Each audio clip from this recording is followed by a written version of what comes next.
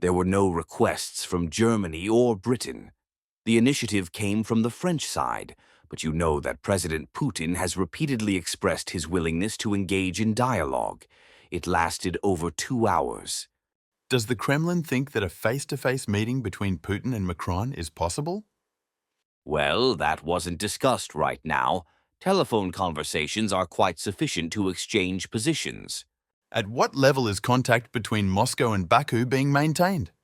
Can we call this a crisis in bilateral relations? And does the Kremlin see a solution to the current situation? Dmitry Peskov, Russian presidential spokesperson, Russian. Investigative Committee Chair Bastrikin maintains constant contacts with the Azerbaijani Prosecutor General at the moment, and during these contacts, they are addressing the issues that appear to be problematic. I think that is all I have to say for now.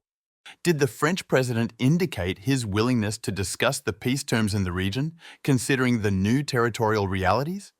Did Putin note any shifts in France's stance? No, he did not.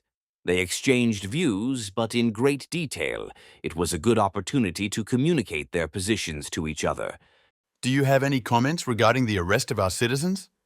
Have you paid attention to the health condition of those arrested? We have carefully studied all video footage. We have paid attention to every detail.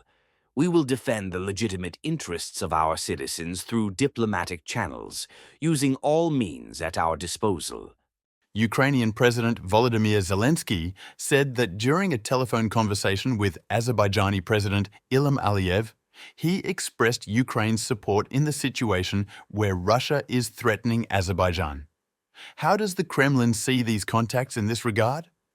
Do you consider this an attempt by Kiev and perhaps other interested parties to destabilize relations between Russia and Azerbaijan? That's what we see. Obviously, Ukraine will now do everything possible to add fuel to the fire, to goad Azerbaijan into taking more emotional actions. That's pretty easy to figure out. Russia has never threatened Azerbaijan and is not threatening it now. The root cause was the investigative actions to uncover crimes, including those against Azerbaijani citizens in Russia.